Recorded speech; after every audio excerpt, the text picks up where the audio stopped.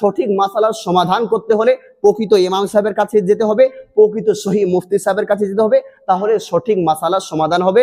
কারণ সোশ্যাল মিডিয়াতে এখন অনেক রকম আলেম বার হয়ে গেছে, অনেক রকম ওলামা ইকরাম অনেক রকম বলে থাকেন। এই জন্য সঠিক মাসালার সমাধান করতে গেলে প্রকৃত ইমামের কাছে আসতে হবে। আপনারা আসবেন, যেটা সহি মাসালা হাদিস ও কোরআন অনুযায়ী যেটা সুন্নাহ, সেটাই আমি আপনাদেরকে শিক্ষা দিব। আপনাদেরকে ভুল শিক্ষা দিয়ে আমার কোনো লাভ হবে না, কারণ আমি চাই আপনারাও জান্নাতে যান, আর আমি এটাও চাই আমি আপনাদের সঙ্গে যেন জান্নাতে যেতে পারি।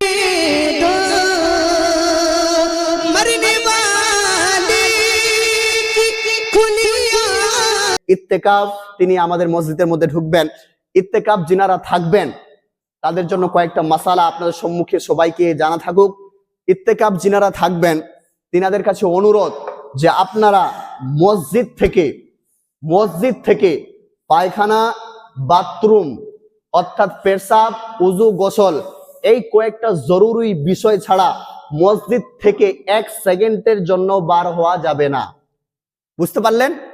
পায়খানা, বাথরুম, পেশাব, গোসল এই যে জরুরি বিষয়গুলো, এই বিষয়গুলো ছাড়া মসজিদের 1 কদম আগে বার হওয়া যাবে না। মসজিদ কিন্তু এই 4 অংশটা, মসজিদের বারান্দাটা কিন্তু আলাদা, বাউন্ডারি ওটা আলাদা। এই মসজিদের অংশতে আপনাকে থাকতে হবে।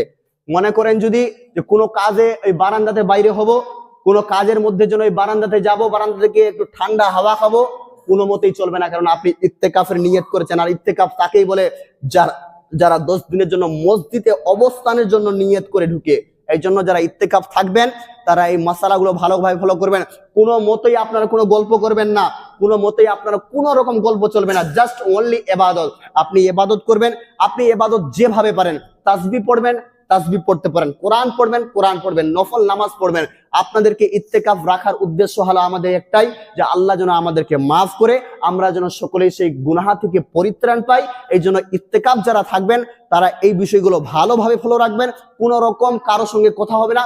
খুবই যদি জরুরি কথা হয় তাহলে ইমাম সাহেবকে সেই কথাটা আস্তে হিসাবে বলতে পারে, তাছাড়া ব্যতীত কোনো মানুষের সঙ্গে কোনো বার্তা হবে না। এটা মনে রাখবেন মাসালা।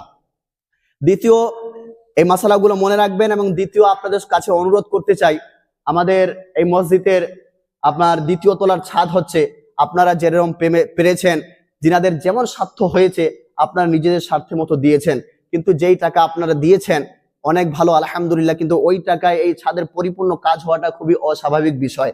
এখনো অনেক হয়তো বাকি পড়ে আছে। তো ছাদের কাজের মধ্যে যদি কোনো বাকি পড়ে থাকে, মসজিদের বাকি যদি পড়ে থাকে, শুধু আমার বাকি না, গোটা গ্রামবাসীর ওটা বাকি।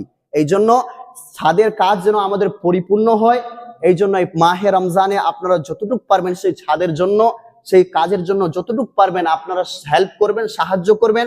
সেই ছাদের জন্য আপনারা টাকা আরো বেশি বেশি দেওয়ার চেষ্টা করবেন। আর এই জন্য দিবেন কারণ এটা মাহে রমজান মাস।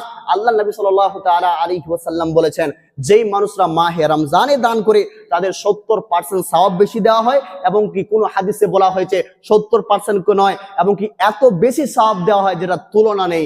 এই জন্য এই মাহে রমজানে, অন্যান্য মাসে আপনারা অনেক দিয়েছেন, অনেক হেল্প করেছেন মসজিদের জন্য, আপনারা নিজের স্বার্থ অনুযায়ী অনেক দিয়েছেন, কিন্তু আমাদের এই ছাদ যেন পরিপূর্ণভাবে সাকসেসফুল কমপ্লিটটা যেন হয়, এই জন্য আপনারা যেভাবে যেমন পারেন, আপনার যদি 10 টাকা স্বার্থের মধ্যে হয় আপনি 10 টাকা দিবেন, আপনার যদি 10 লাখ টাকা স্বার্থের মধ্যে হয় আপনি 10 লাখ টাকা দিয়ে অংশগ্রহণ করবেন, যেন আমাদের ছাদটা পরিপূর্ণভাবে সাকসেসফুল ভাবে, যেন কোনো দোকানে যেন আমাদের বাকি না থাকে।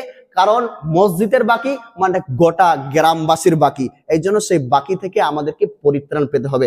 যাই হোক, আমার মূল্যবান বক্তব্য এখান থেকেই করলাম ইতি। আমি আপনাদের সম্মুখে একটা আয়াত তুলে ধরেছিলাম। আল্লাহ রাব্বুল আলামিন বলেন, ওয়ামা খালাকতুল জিন্না ওয়াল ইনসা ইল্লা লিয়াবুদুন। এই দুনিয়ার মানুষ শোনো, আমি জিন এবং মানুষকে তৈরি করলাম এই জন্য যে তারা যেন আমার অনুগত্য করে, আমার ইবাদত করে। আমি আপনাদেরকে এটাই বুঝাতে চাই যে আল্লাহ রাব্বুল আলামিন আমাদেরকে সৃষ্টি করেছেন একটাই রিজন, একটাই কারণ, যেন আল্লাহর আমরা ইবাদত বেশি বেশি করতে পারি। দুনিয়ার আপনি ব্যস্ত বিজনেস সবকিছুই করুন, তার মধ্যে যতটুকু সময় পারেন আপনি মসজিদের মধ্যে আসুন। আপনার যদি নামাজের মাসালা মাসাইল যে কোনো বিষয় আপনি নামাজ পড়তে জানেন না, আপনি আমার কাছে আসুন। আমি 24টা ঘন্টা এখানে থাকি, যে কোনো বিষয় নিয়ে আপনারা আসবেন, আমি যতটুকু পারবো আমার শিক্ষা অনুযায়ী আমি আপনাদেরকে সেই জিনিসটা সঠিকভাবে শিখাতে পারবো। কিন্তু আজকে দুনিয়ার মধ্যে আপনারা খুব সাবধান থাকবেন, কারণ সোশ্যাল মিডিয়া আজকে দুনিয়ার মধ্যে খুবই খারাপ। যে কোনো মাসালা মাসাইল যদি আপনাদেরকে জানার হয়, আপনার প্রকৃত ইমামকে বলবেন, কোনো ভালো জানা আলিমকে বলবেন। কারণ ইউটিউব ফেসবুক এগুলাতে মাসালা এখন বিভিন্নভাবে, কারণ ইউটিউব ফেসবুকে শুধু এক ফিরকার অলমা নয়, অনেক ফিরকার অলমা একরামরা আছে। আপনি তো কনফিউজে পড়ে যাবেন যে কোনো মৌলানা বলছে বুকে হাত বাঁধতে, কোনো মৌলানা বলছে নাভির নিচে হাত বাঁধতে, কোনটা করব।